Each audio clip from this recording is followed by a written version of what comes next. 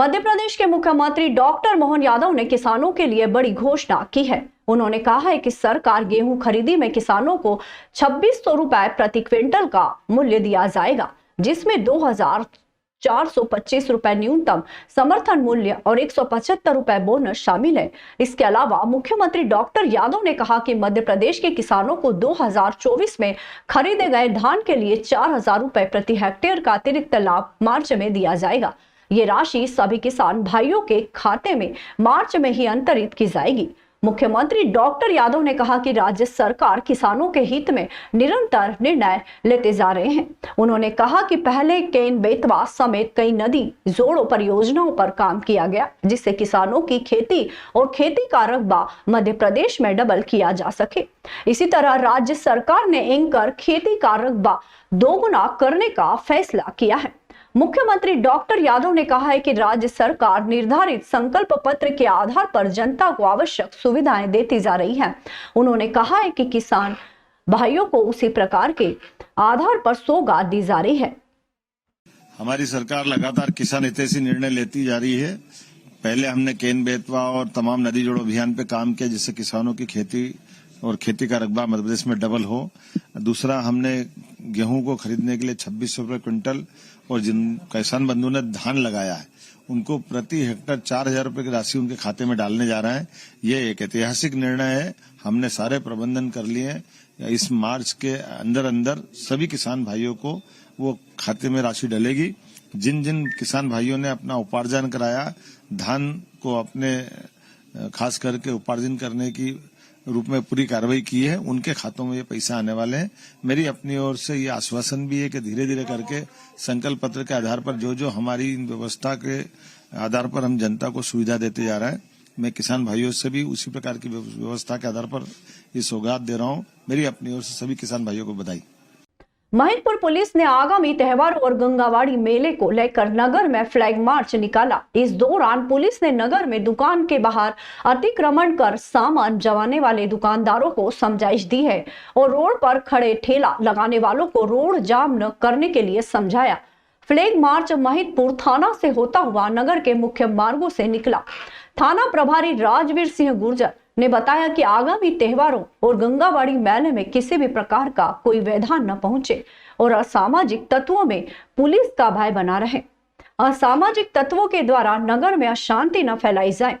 उन्होंने बताया कि पुलिस ने नगर में शांति और सुरक्षा बनाए रखने के लिए विशेष इंतजाम किए हैं। पुलिस ने लोगों से अपील की है कि वे अपने आसपास के क्षेत्र में शांति और सुरक्षा बनाए रखें, पुलिस का सहयोग करें। फ्लैग मार्च के दौरान पुलिस ने लोगों को सुरक्षा और शांति के महत्व के बारे में जागरूक किया। पुलिस ने लोगों से अपील की है कि वे अपने आसपास के क्षेत्र में शांति और सुरक्षा बनाए रखने में पुलिस का सहयोग करें।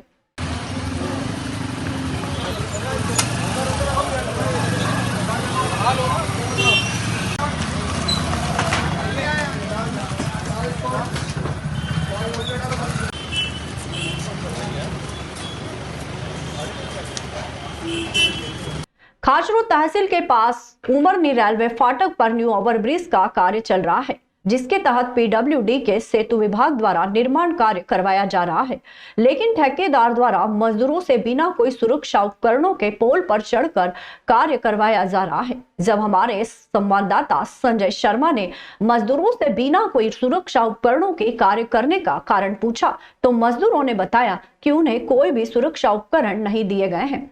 जब उनसे पूछा गया कि अगर ऐसे में कोई बड़ी दुर्घटना आपके साथ घटित होती है तो उसका जवाबदार कौन होगा, तो मजदूरों ने कहा कि इसका जवाबदार ठेकेदार होगा। मजदूर सुरेश ने बताया कि उन्हें कोई भी सुरक्षा उपकरण नहीं दिए गए हैं और उन्हें पोल पर चढ़कर कार्य करना पड़ता है। उन्होंने कहा कि अगर कोई दुर्घटना होती है तो इसका जवाबदार ठेकेदार होगा। इस मामले में ठेकेदार की लापरवाही स्पष्ट रूप से दिखाई दे रही है। मजदूरों की सुरक्षा के लिए कोई भी उपकरण नहीं दिए जा रहे हैं, जो कि बहुत ही गंभीर मामला है। सुरेश भैया, ये जो काम चल रहा है किसका चल रहा है? ये विशाल सक्सेना। विशाल सक्सेना ठेकेदार का। और करवा कौन रहा है ये? पीडब्ल्यू की तरफ से हो रहा है। पीडब्ल्यू तरफ से हो रहा है। तो ये जो अभी आप काम कर रहे हो, अभी आप बिना सेफ्टी के, बिना कोई सेफ्टी शूज, ना सेफ्टी शूज़ है, ना सेफ्टी वो मतलब कैप है, ना सेफ्टी हेलमेट है, ना आपको सेफ्टी बेल्ट है, कुछ भी नहीं है आपके पास में? हाँ, वो तो नहीं सर। नहीं दी अभी? अभी नहीं दिए, आएंगे। नहीं तो अभी चलो ठीक है, वो आएंगे तो ठीक है, पर अभी कोई घटना हो जाए तो फिर? ऐसा तो नहीं है, मगर ठीक है, आपका कहना भी सही है। भाटपछलाना पुलिस ने एक बड़ी कार्रवाई करते हुए गांजा तस्कर को 857 ग्राम मादक पदार्थ कीमती 15,000 रुपए सहित पकड़ा। आरोपी को गिरफ्तार कर लिया गया है और उसके खिलाफ एनडीपीएस एक्ट के तहत मामला दर्ज किया गया है। पुलिस अधीक्षक प्रदीप शर्मा के निर्देशानुसार अतिरिक्त पुलिस अधीक्षक नितेन भार्गव और अनुविभागीय अधिकारी पुलिस खाचरोद पूर्णिया प्रजापति के मार्गदर्शन में थाना प्रभारी भाटपछलाना सत्येंद्र चौधरी और उनकी टीम ने यह कार्रवाई की है। आरोपी संतोष पिता राम नारायण देवड़ा, जाति लोहार, उम्र 50 साल, निवासी ग्राम अजड़ावदा को ग्राम मादक पदार्थ कीमती 15,000 रुपए सहित पकड़ा गया। आरोपी के खिलाफ थाना प्रभारी सत्येंद्र चौधरी और उनकी टीम ने पिछले 3 माह से गांजा तस्करी के खिलाफ कड़ी कार्रवाई की है। इस दौरान 4 प्रकरण एनडीपीएस के बनाए गए हैं और 6 आरोपियों को गिरफ्तार कर जेल भेजा गया है। आरोपियों के कब्जे से 44 किलो 457 ग्राम गांजा कीमत 9,12,000 रुपए और एक फ्रॉक्स कार कीमत 10 लाख रुपए की जब्त की गई है।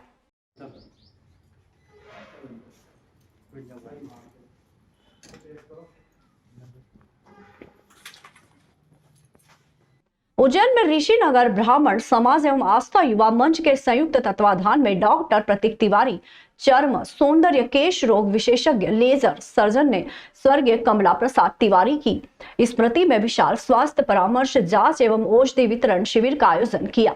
यह शिविर ऋषिनगर में डॉक्टर प्रतीक तिवारी क्लिनिक के सामने आयोजित किया गया था। इस शिविर में वरिष्ठ चिकित्सकों ने अपनी सेवाएं दी। इनमें डॉक्टर अनुराधा पंचोली, स्त्री विशेषज्ञ, प्रसूति एवं निसंतान रोग विशेषज्ञ, doctor Ankur Gupta, general physician, doctor Rajdeep Bagga, spine surgeon, doctor Nivedita Tiwari, physiotherapist व दर्द निवारण विशेषज्ञ, doctor Mohit Jain, general surgeon, पेट रोग विशेषज्ञ और डॉक्टर प्रतीक तिवारी, चर्म सौंदर्य केश रोग विशेषज्ञ, लेजर सर्जन शामिल थे।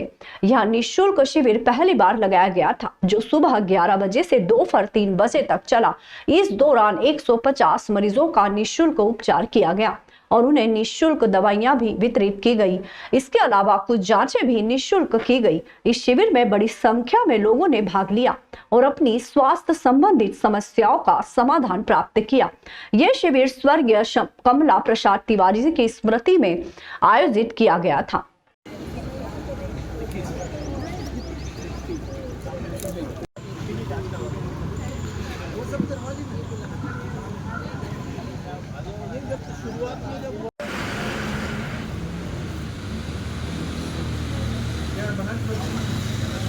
देखिए, मेरा नाम है डॉक्टर प्रतीक तिवारी, मैं चर्म रोग विशेषज्ञ हूँ और ये शिविर हमने आज यहाँ पर ऋषिनगर कॉम्प्लेक्स पर लगाया है मेरे दादाजी स्वर्गीय श्री कमला प्रसाद जी तिवारी की स्मृति में। और ऋषिनगर ब्राह्मण समाज, आस्था युवा मंच और महर्षि गौतम फ्रीगंज समाज के तत्वाधान में शिविर लगाए गए। इसमें 7 उज्जैन के जो फेमस डॉक्टर हैं, अलग अलग विशेषज्ञता हासिल किए हुए, जैसे स्त्री रोग विशेषज्ञ हैं डॉक्टर अनुराधा पंचोली मैडम, हड्डी रोग विशेषज्ञ में डॉक्टर राजदीप बग्गा सर हैं और general surgeon doctor Mohit Jain sir हैं, जनरल फिजिशियन में डॉक्टर अंकुर गुप्ता हैं और डर्मेटोलॉजिस्ट में मैं देख रहा हूँ, फिजियोथेरेपी में डॉक्टर निवेदिता मैडम है और डेंटिस्ट में डॉक्टर अंकित बाबर, डॉक्टर मेधा बाबर। ये 8 डॉक्टर आज अपनी सेवा यहाँ पर दे रहे हैं और साथ ही साथ में हम 4 जांचें यहाँ पर निःशुल्क देने का प्रयास कर रहे हैं, जिसमें कि हीमोग्लोबिन, रैंडम ब्लड शुगर और लिपिड प्रोफाइल और थायराइड प्रोफाइल। साथ ही में चर्म रोग से संबंधित दवाइयाँ हम निःशुल्क उपलब्ध करवाने का प्रयास कर रहे हैं। अभी तक शिविर में 125 से 130 मरीज हम देख चुके हैं और ऐसा अनुमान है कि शिविर की समाप्ति होते होते लगभग 150 से 200 मरीज हम यहाँ पर देख लेंगे। तो शिविर का उद्देश्य ये है कि लोगों को स्वास्थ्य के प्रति जागरूक करना और बीमारियों को लेके जो या डॉक्टरों को लेके लोगों के मन में जो भय है, उस भय को निकालना और उनको ये बताना कि अगर हम सही समय पर सही जांच या सही दवाएं उपलब्ध हो जाएं तो हम बहुत सी खतरनाक या भयानक बीमारियों से बच सकते हैं। राष्ट्रीय श्री रुद्रवीर सेना के तत्वाधान में सनातन बोर्ड की मांग को लेकर हिंदू शौर्य यात्रा का आयोजन किया गया।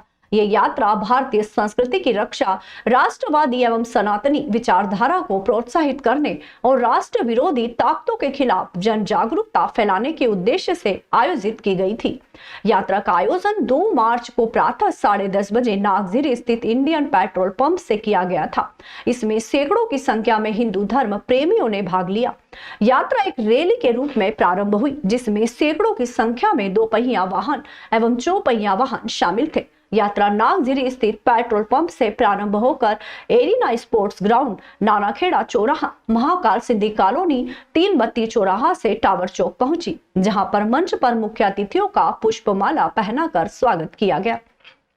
इसके पश्चात रैली शहीद पार्क कंट्रोल रूम होते हुए दशहरा मैदान पहुंची, जहां पर रैली का समापन हुआ। इस अवसर पर योगेश दाइमा, संदीप सोनवालिया, मनीष लोकेश, एफसी माली, रक्षक भाई, बंटी परमार, सनी सितवर, कृष्ण दाइमा, राजा परमार, प्रीतम माली व मुख्य अतिथि वैभव त्रिवेदी, अजय गालर, अनिल अग्रवाल, संतोष मंडोर, मुकेश नगर, धर्मेंद्र प्रमुख रूप से उपस्थित रहे। इस प्रकार से दिया गया कि सभी जो युवा हैं वो आज संडे है, कुछ समय निकालकर हमारे हिंदू धर्म को भी दे, और यही संदेश है कि भगवा यात्रा का कि एक साल में एक कार्यक्रम, मतलब एक साल में प्रथम वर्ष में सभी युवा मतलब टाइम दे हमारे हिंदू धर्म को, जब जाके युवा एक्टिव होगा। उज्जैन में एक भव्य शोभा यात्रा, शौर्य यात्रा का आयोजन किया गया था, जिसका उद्देश्य संगठन का विस्तार और संगठन को आगे बढ़ाना, और जितने भी राष्ट्रवादी संगठन है, धार्मिक संगठन है, उनको एक मंच पर लाकर हिंदुत्व को मजबूत करने का कार्य हमने किया है।